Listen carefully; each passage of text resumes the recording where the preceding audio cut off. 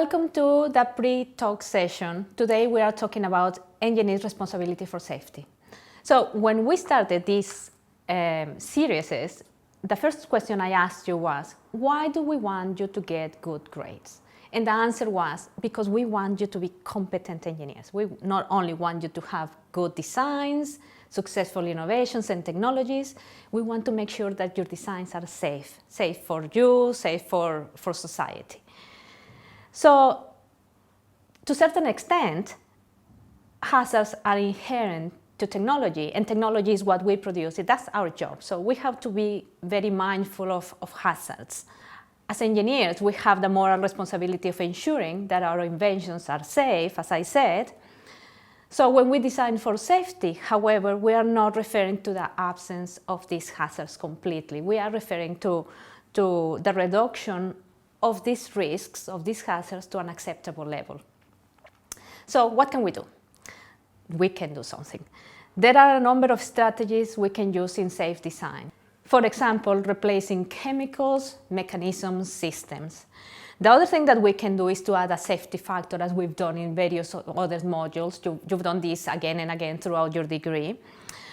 Or adding a negative feedback mechanisms to cause the system to shut down in case of failure. And that's a very standard way of doing safe design, but it's important not to forget.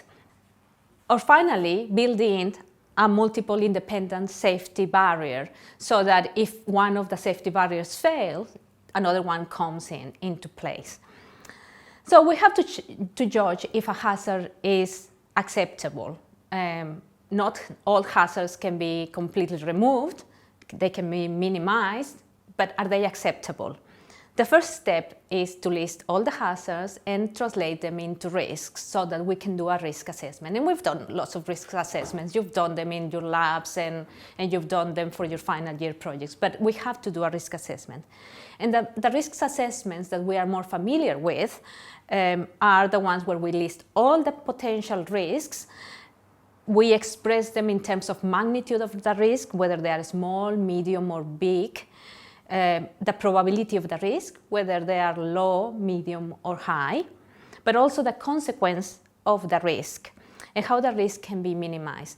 Sometimes risks might be small with a high likelihood of happening, but the consequence might be low, and therefore we need to think about how that affects our decision. So on the basis of these risk assessments, one can make informed decisions on the acceptability of these risks. However, it is not as easy as to say a risk is small with a low probability of happening and a small consequence, because sometimes, even if all of these things are true, the main consideration is the ethical consideration, is should we do it or not, regardless of whether that risk is acceptable or not. So, for example, in certain cases, if we know that a risk potentially could have a moral consideration, what we need to ensure is that we have degree of informed consent with a risk, which relates to the freedom principle that we talked about earlier in the semester. Or maybe we could look at the benefits of the risks versus the disadvantage of the risks, and again see whether one outweighs the other and what the decision of that should be then. Or maybe we could have different alternative risks which could replace the risk that we have in hand and make a decision on whether the alternative risk is more acceptable than the one we have. And finally, we can ensure that the number of risks and advantages are justly distributed. So in order to decide if a risk is acceptable or not, our technical and scientific competence is paramount. But also we need the ethical expertise that we've been developing throughout this course. As a consequence, we have to also collaborate with stakeholders, as we did in the ethical cycle on the final step, where we integrated them, we had a deliberation, and we then decided on our final judgment. We equally have to do the same to ensure that the risk that we decided to be acceptable is indeed acceptable also for them. This, to some extent, limits our responsibility, but it doesn't preclude us from the responsibility that we have as engineers to communicate the risk effectively and communicate it competently. Engineering often takes place under conditions of partial ignorance. In the future, we might be developing a technology that we don't know what consequences may have, and therefore we have to deal with these potential hazards employing precautionary principles, for example. So what is a precautionary principle?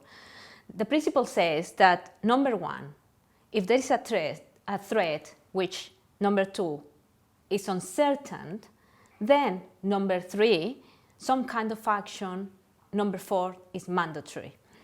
In practice, this really means that if we can anticipate a hazard or expect a hazard to happen, we should be putting mechanisms in place to catch them, to minimize them, to do more risk assessments, so that we know that we are covered from the start to the end.